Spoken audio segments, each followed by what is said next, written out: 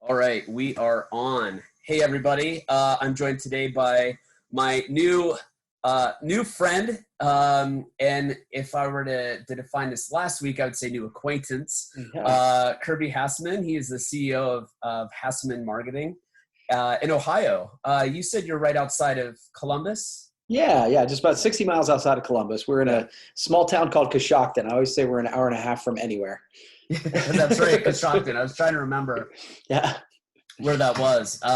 Well, thanks for joining me. I really appreciate it. Absolutely.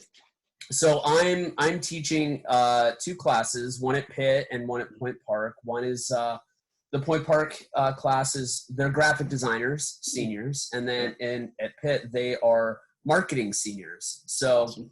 So I'm sure that what you have to say will be completely appropriate for what their interests are. But I got to ask, how's everything going? You're an entrepreneur, CEO of your own company. How's business? How's life? What's going on? Yeah, it is a thank you for asking, because that's the right question to start with.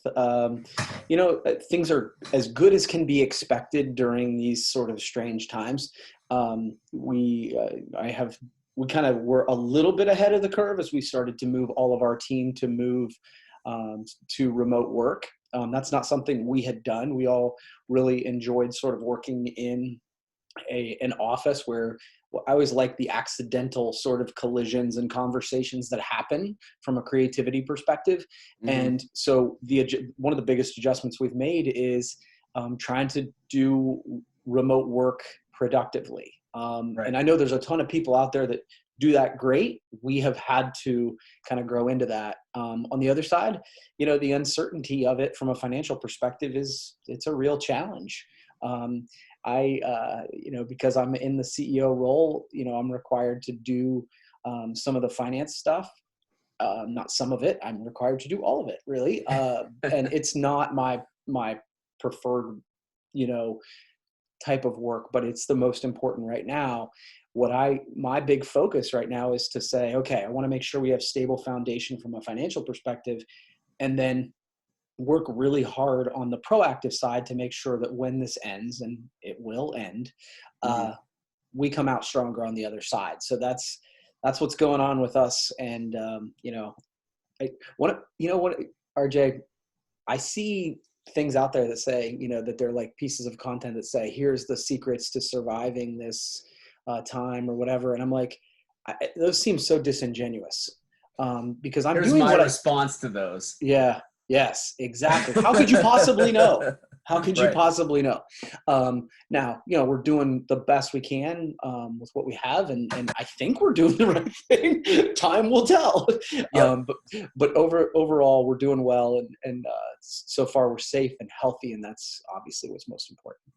Well, I'm glad to hear that. And, one of the things that I've been communicating to my clients and even my friends that run small businesses that are being affected by this now is the time to gain the best understanding of your business as you can while you have a little bit of downtime, Sure.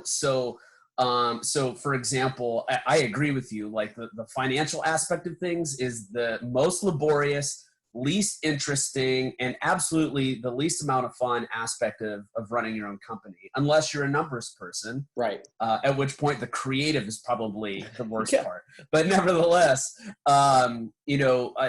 there are so many small businesses being affected by what's going on right now, and come to find out that they don't even have a strong grasp on the basic framework of their organizations, their companies. Yeah. So take this time to actually inform yourself about how to run your books or how to develop your marketing. Don't just, take a really hard look at how you're advertising and communicating. And I'm hoping that a lot of people take that time to be introspective. Totally. I think a lot of them are in oh shit panic mode, trying to figure everything out. Yeah. And I don't begrudge them that, but what are you telling your clients how to what are your thoughts for them? What we have decided, and you know a little bit about this part of our business, RJ, is we're heavy into content marketing, and with the idea that we want to provide value, right? Mhm. And so we've looked at it and said, look, we're going to double down sort of on that part of who we are. Mhm. As you said, we have the time, right? And so when I'm reaching out to clients and doing a couple things, number one, I'm trying to find out the questions and concerns they have so that we can create content around it. Because if one of our clients has that, then probably multiple do. And so we're creating blogs and videos and podcasts around that piece just to provide value. The Yep. other thing, and it sounds simple, but we are utilizing this sort of technology on a regular basis to say, hey, let's hop on a call, brainstorm ideas for your business. And I've actually taken to calling it therapy sessions for both me and my clients, right? Like Right. some clients just need like to go, okay, I feel like I'm operating in a bubble all of a sudden. I'm thinking of doing this. What do you think? And honestly, just providing an ear.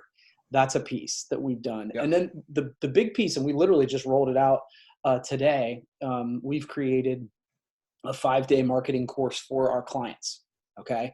And it's just an email automated campaign we talk about creating their perfect customer, creating a better website, doing social media better, 5 days of different content that's 100% free. There's no catch, Mhm. the idea of, look, this about me. My belief is that when you provide value, the returns come.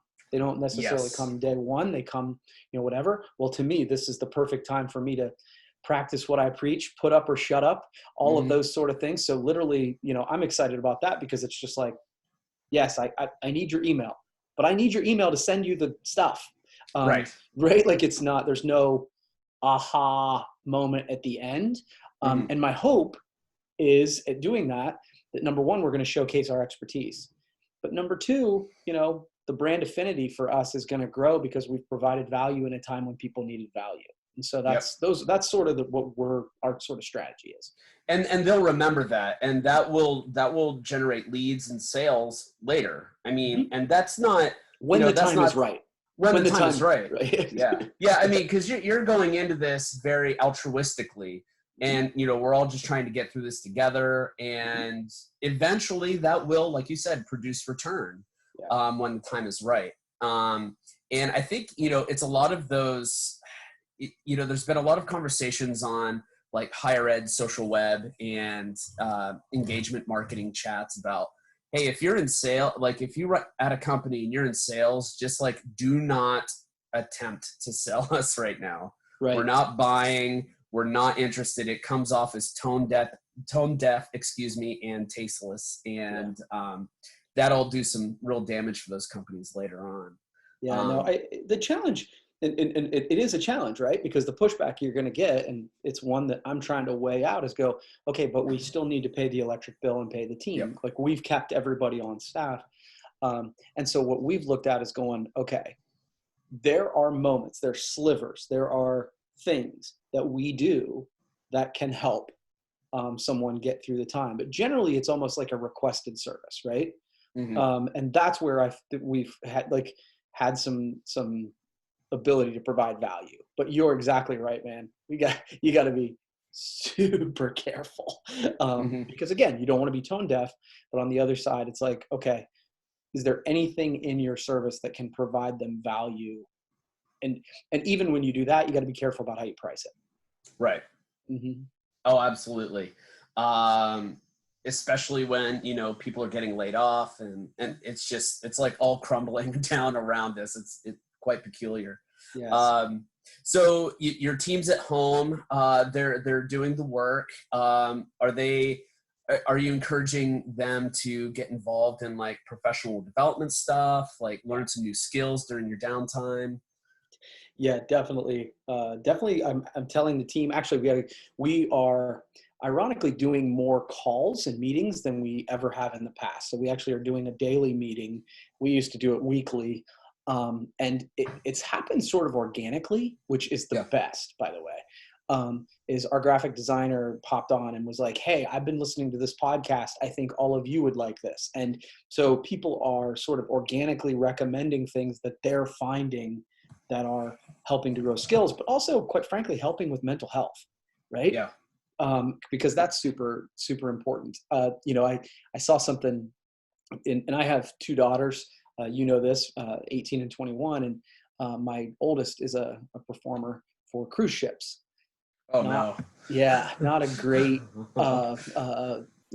profession to be in right this minute. But on the other side, you go, okay, well, this, back to your point about professional development. If you come out of this and you don't have a new skill, you haven't learned a new language, you don't have a new side hustle, you haven't grown in some way, then the problem was never time, it was discipline. Yep. And so it is it's a, as you said, a peculiar time, but it's about being intentional during those times so that you come out stronger on the other side. So, for your marketing and design staff, do you know what kind of things they want to learn? So specifically from a design perspective, Josh, who I need to introduce you to, by the way, I think you guys would hit it off. He's a guy who has, over the last year or two, really grown professionally and personally, in a bunch of different ways. Like, he just is, he's one of those guys I'm really proud of, because every piece he's actually just kind of totally bitten off. Like, right now he's working on his fitness level, he's working on his mental health and stuff like that. And so what I love about him is he's developed into a leader in that way. And so those are, I think each person is kind of taking their own. My assistant is much more doing sort of the personal development and kind of parenting. She's a grandma and wants to focus on doing that better. So I think each of us is kind of taking something that's personal. And I think that's most important. One of the things that it's funny, my blog today said there's a difference between education and learning. Mm-hmm. And I think sometimes education is what happens to you. Learning is what you do yourself. Right. And I want them to learn on their own. And that journey, if you opt into it, it's so much more fulfilling and enriching at the end than it is like being forced on you. Yeah, totally. Yeah. Well, and you'll remember it. Absolutely. Oh, retention goes through the roof. Absolutely. Yeah. I agree completely. And so I'm recommending to my students, like, they are in a situation where they maybe had jobs lined up. Pitt is like the number 12th best public business school in the country. Wow. And so corporate recruiters are knocking on our doors and hiring these people before they even graduate. And now jobs are being delayed, or internships are being canceled, et cetera, et cetera, et cetera. And my students, especially if they're graduating, there's more pressure on them now to continue that learning, but on their own in a very self-disciplined way. And the downside there is that they maybe not have had enough practical experience to know what exactly it is that they have to learn. So I can say to them, like, well, you're going to have to learn Google Analytics. And some of them understand why that's important, but others are like, well, I don't have any capability to do that. Sure. So what would you recommend that graduating marketers and designers dive into on their own in terms of their own development in this interim situation? I love this question, by the way. I think the answer is execute on something and you'll learn what you need to learn. So what I mean by that is like, again, conversations I've had with my daughters or whatever is like, okay, if you want to be a professional marketer, you know what? Nonprofits right now need help marketing more than ever, right? Volunteer, create an actual, like, go and create their website for them, create a social media marketing plan, do the work. And then you'll be like, you will find where your own deficiencies are. And by the way, you will have created proven track record of your success. If you can create some success, you will uncover what you need to learn. And I actually think that, my oldest daughter helped me create a website called Ohio's Heart at one point. she's a dancer, she's a performer. But right now, that skill might come in handy, whether it's creating something for a nonprofit or, hey, I'm going to create my own website about marketing me. Like you're the CEO of you. So like for me, it's about, okay, what nonprofit can you start? What side hustle can you create? What can, like literally take action. And what I found is, and I'll just use myself as an example, too many years ago, I was a college student, right?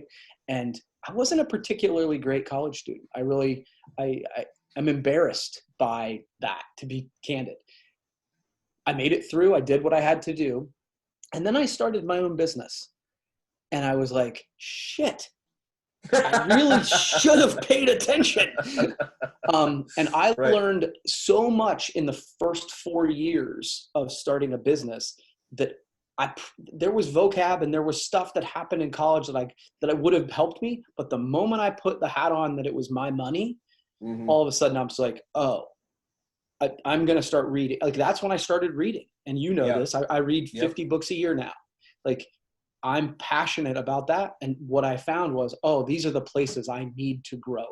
And accounting and finance was one of them. Yep. That was the paradigm shift. Absolutely. Yeah. And, you know, don't feel bad about that. There are so many great entrepreneurs, professionals that were exactly like that in college. And, you know, for my undergrad, I was an average, maybe slightly above average student. Yeah.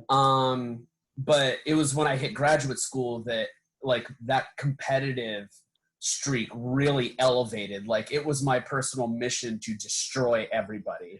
Like I was that competitive, right? Well, it paid off because I ended up entering teaching the end of my first year of grad school. And I've been able to have a lot of really great career wins as a result of that kind of mentality shift. But you know, it doesn't hit you until you decide to like, especially go out on your own. And that is, you know, that's actually one thing that I'm encouraging my students to do is like, you know, you're in a situation where there's a ton of people that need your help. Yeah. And there are companies that may not be in a position to hire you. So build a name for yourself, you know, as best you can. Agree. And, you know, you're going to hit a lot of walls. You're going to cut your teeth on some awful low-hanging fruit clients.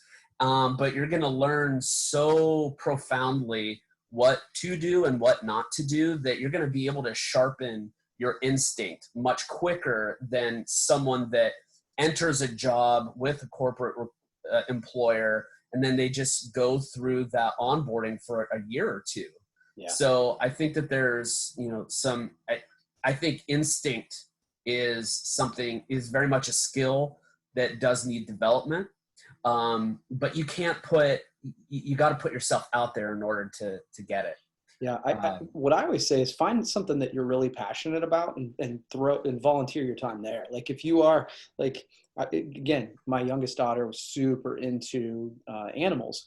Well, she started volunteering her time at the local animal shelter and just doing social media for them. Well, now that she's got her own business, she's taking the skills she learned there. By the way, she made a positive impact in that local animal shelter, right? Increased the adoptions and all that sort of thing. Well, those skills are things that transfer. So it's about learning, not education, right? Like it's about taking those in and going, okay, I am going to take these skills and help somebody in the process. And if you do that, good things happen. Mm-hmm. And, you know, so another thing you had mentioned previous to that was, well, there's actually a few things. I mean, you're kind of killing it with great words of advice here. Thanks. Appreciate it. Well, I'll step back and say, like with your daughter and the animal example, I think that's you know, there's an interesting opportunity there to find out, like, yeah, you may have a passive interest in animals, and then you discover like marketing animal-based nonprofit organizations. And it's like, oh my God, this is my niche. This is incredible. I get to do this. And my work actually helps a living thing. Right. Yeah. So that is not just incredibly sort of defining but valuable and cathartic. So I'm trying to encourage students to do that. I mean, I have a huge background in arts marketing, and fundraising. And one of the things that I've always enjoyed about arts marketing is that, you know, you can actually see the transformation that happens with people after they experience some kind of arts-based programming. And that's always been like kind of my driving force with that. So hopefully the same thing would apply to the animal example, and then whatever a student is interested in. Yeah. And those are the organizations that need the most help, because they don't have the resources. And especially now in this kind of economy, marketing and design jobs are typically the first to go. Actually, I'm literally having an idea as we're talking. So go on. Yeah, right. So for your marketing and graphic design students, you want to help and do something that will help a local community, and then put yourself in a really good position. Volunteer at the local chamber. Yeah. Right. Because Chamber of Commerce. Yeah. So I'm on our local board. They are struggling because people are not going to pay their dues during this period of time. Right. So they're going to be, like, if they had an opportunity to work with somebody who could help them with graphic design, promoting, well, the other thing that a chamber does is it promotes all those local businesses. Mm-hmm. So if you put yourself in a position where you're the person that is the connection to help promote those local businesses, when they are looking to hire again, your core competency will come to the top of their mind. So like literally, like I got an email this morning from our director saying we're going to be doing this, this, and this. And so if that were a resource we had, I guarantee you we would do it and then help that person land. Oh yeah. I mean, the value would come back tenfold. And not just that, but chambers are the best for networking. Yeah, exactly. That's such a great point. I'm actually, ironically, the local community development corporation here in Bellevue, north of Pittsburgh, that I'm on the board of, we just absorbed a chamber of commerce for the 5 boroughs in our neck of the woods. And that's one of the questions that we're having right now. And you know, this is a great deliverable where earlier I had said some of these businesses have to learn new things. We're trying to put out a Zoom call session where, you know, you and I would record something like we are now and then just deliver it to those businesses and say, just watch it, or God, just listen to it. Right. Just absorb the content and hopefully you'll divine some realizations out of it, I guess. And that's, you know, graduates can do that for social media, can do it for design, big time, a number of different things. So bearing that in mind, I'm interested in what inspires your work. So who are the people? So when I'm working with designers, I often tell them, like, notice when you get angry when you're looking at other design work, because that doesn't mean you hate it. It actually means you love it and you're jealous that it exists and you're upset that you did not make it. I use that as kind of a barometer for the passion that people have for their discipline. So who inspires you and the work of your firm? What artists or designers or marketers or companies are you looking at that maybe inspire you? You know, my inspiration comes, I think, from the entrepreneurial side, right? I think, so people who I sort of follow, it's funny, literally before we just hopped on this call, I was listening to a video from John Acuff. He is a writer and speaker. Gary Vaynerchuk is, you know, one of those guys that I think often he's not speaking to me per se, but I admire sort of his grind. Actually, a guy named Ed Milet. I don't know if you're familiar with him, but he's a great interviewer. These are all people who I think sort of inspire me to work harder. And I think, you know, it's the one variable that we can control. right? Like how talented you are, how gifted you are, how charismatic you are, though you can work on all of those things. The one thing I feel like that I can bring to the table, regardless of whether I'm in Coshocton, Ohio or Chicago or wherever, is my work ethic. But like everybody else, I think that is the thing that, especially in a time like this, right? Yep. Where there isn't the format, there isn't the, you know, the meetings that provide each day purpose. That's the thing that can get away from me. And so that's something I'm super intentional about, is trying to listen to something, read something. Seth Godin's another one, to be honest with you, these are people who I intentionally listen to, read, or whatever, to kind of get my mind right. Because candidly, the idea of the design piece, the video piece, which is the videos where I spend a lot of my time, those are so different based on the client. Right. So it's really a matter of going, okay, I need to get my head right to put in the work. And I find that when I do that and get my headspace right, then the inspiration comes. And how does it manifest? Do you got to like write something on a napkin or on paper, or do you have to excitedly tell your team and like, drop everything you're doing, I've got an idea? Yeah, no, I think I'm a writer. Like, so I'm a person who likes to make lists. Actually, the one thing I really miss right now, RJ, is in my office, my family, when I was gone on a vacation, they surprised me by painting my office, and one of the walls they painted with whiteboard. Oh, I love that stuff. Oh yeah. And I miss that, because I'm in my home office now. I don't have that. That is like when I'm with a campaign, whether it's like, I like to put it all up on the wall. There's something cathartic, as you said, or something that inspirational for me, that just kind of do the brain dump. And so I read one time that it said that the human brain is a great place for coming up with ideas, and it's a terrible place for storing them. Right. Yep. And so for me, putting it out on paper, on the wall, whatever, allows me to then go, okay, now I'm going to spin on it. And the other piece that, again, I always feel weird saying I'm good at, but the thing that it doesn't hold me back, I guess, is perfection doesn't hold me back. So for me, I like putting stuff out and iterating, if that makes sense. Yep. I'm a believer in the MVP strategy, minimum viable product, right? Like, so like, I think that is something that I enjoy doing. I want to get it out there, get feedback, iterate, repeat.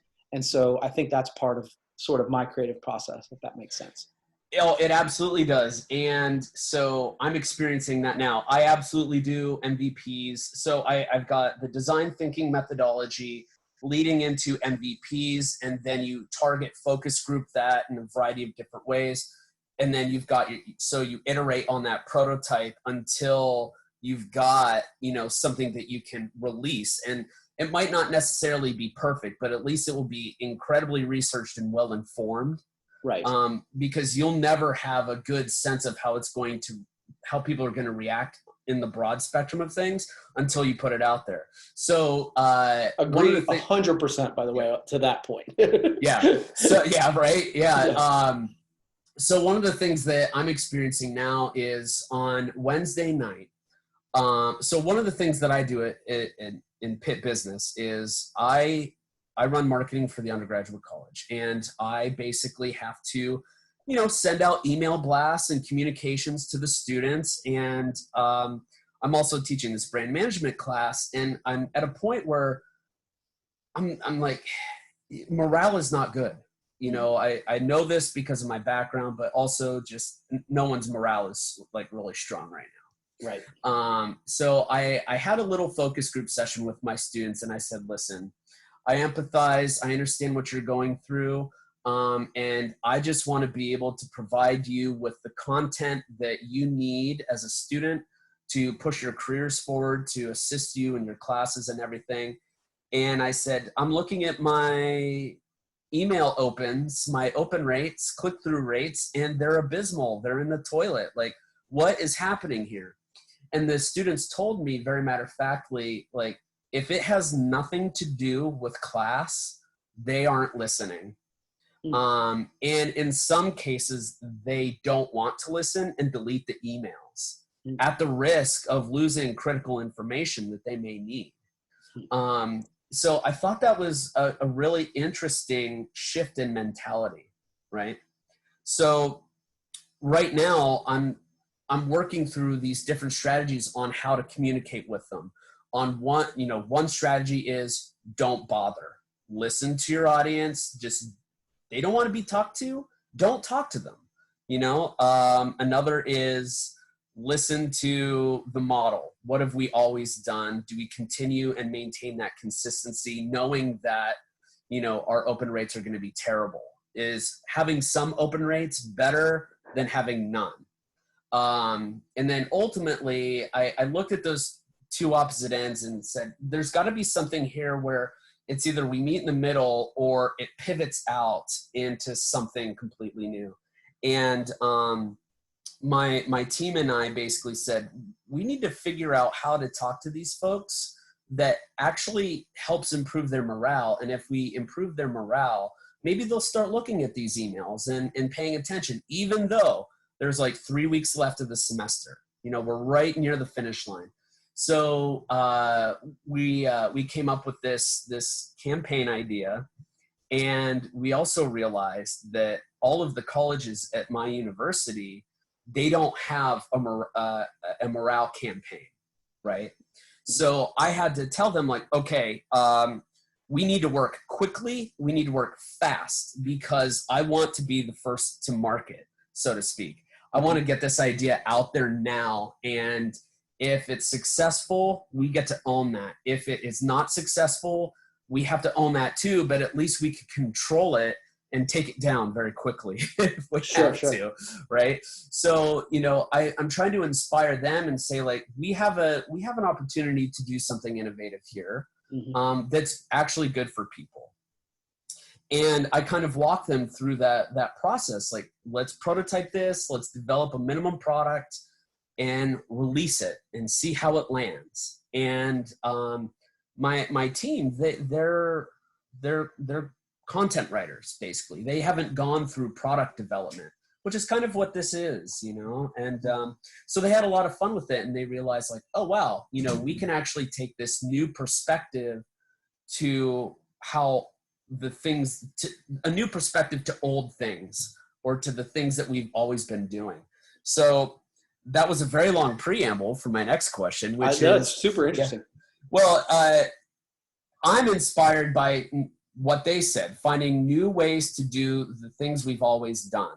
Are you learning any new way to do the old things you've always done? Where are you able to innovate? That is a great thing. So a couple things. As you were talking about that, number one, all I could think of was, it's like, I'm reminded of that quote by Seth Godin, that if you want to be remarkable, you have to do something worth remarking about. Mm-hmm. And like creating some piece of communication that like people were like, can you believe they did that? Right. Right. In order to break through the clutter. So honestly, I think that this is going to sound strange, but I think that the thing that I have been able to do, and the old thing that you're talking about, is human connection, right? Human-centeredness, yes. Yeah, and so I'm doing everything I can to do these sort of virtual meetings, encourage, because people will say, well, let's just do it on the phone to me. And I'm like, I don't want to do that. I want to do face-to-face. And I think that using the technology we have, and good Lord, I've used Zoom, Uber Conference, Google Hangouts, Microsoft Teams, like you name it, we've tried it. And honestly, I think creating that community and that connection has been one of the things that I've done that has created value for people. So like literally as simple as, well, this afternoon as we're recording this, I'm doing a virtual happy hour with a bunch of my friends. Not a new concept, but I'm doing a lot of stuff like that where people are getting off and going, oh, I needed that. because we're not wired to do life alone, even introverts. And let me just tell you, I'm an extrovert, and this is killing me. Yep. So, but what I've found is using this new technology that's been around for a long time, but I'd prefer the face-to-face. Right. But by being the person who creates that connection, it's amazing how when you're the person who makes that choice, it puts you in a position of leadership, regardless of what sort of group you're talking about. And so being that person who makes those connections, for me, has been valuable my whole life, and it's certainly been valuable in the last few weeks. Yeah, I empathize completely. And when you're having your happy hour, I'll be toasting to you from Pennsylvania. Cool.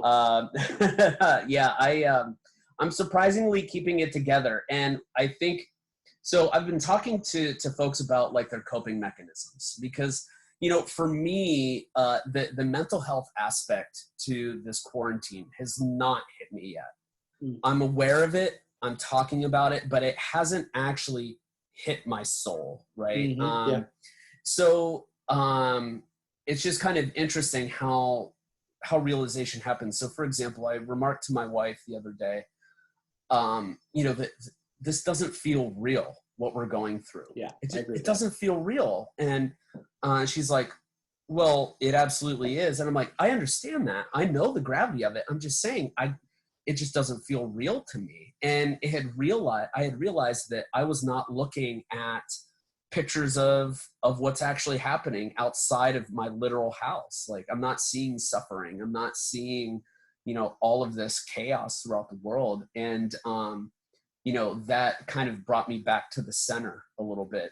And it was right around that time that I decided to start doing these calls, because if it wasn't real for me, it might not be for others. And ultimately what I discovered is that, like, even the conversation that we're having now, this is a part of me coping, because my extrovertedness is absolutely at risk right now. I need to be a part of my tribes, and I'm not getting that. So my solution was, well, let's start a video series and be extroverted as much as I can. So that's kind of balanced me out. Because if I didn't have this, and on top of the fact that, like, if I had no work to do, I would go nuts. Yeah, and I think you hit the nail on the head. So this is something. So my oldest, I think, had that moment of realization where it all sunk in, like yesterday. And so what I said to her was, look, you need to take the time to mourn this and grieve this the way you need to do it. And then I think it's about creating a sense of purpose. I mean, the reason that it's not real to you or I as much as it is to some other people is we have purpose each and every day. And what I was talking to her about, I'm like, this isn't a purpose of life. This is a purpose each day. Doing one of these interviews, like, I'll be candid. When I looked at my calendar today, I looked at this interview. I'm like, ooh, I'll be talking to RJ today. That's my reason to get going. It can be it doesn't have to be a life transforming thing. So number one, I think purpose is wildly important. It always is, and it's more important now. And number two is action. You and I had a conversation at the AMA piece, where I believe action is the antidote to so much that ails us in the world. Just taking some semblance of action it heals you. Like, you are fearful for something, take action toward it. If you are anxious about something, take action to fix it. It's the prescription. It's the antidote for so much of what ails us from a mental health perspective. And I'm hardly a mental health professional, so please don't. But I'm just saying, having some purpose and taking action toward it is an amazing way to get sort of your mental health in a better state.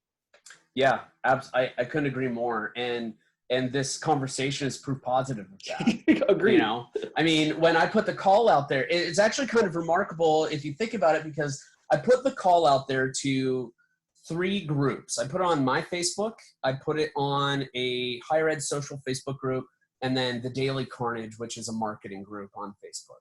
Okay. And I got 40 people. signed up like immediately. Yeah. I could release an episode from, I mean, I started, I think maybe last week and a half ago. I could go all the way through May posting these things every day. That's and awesome. all I said was like, hey, I just want to talk to people.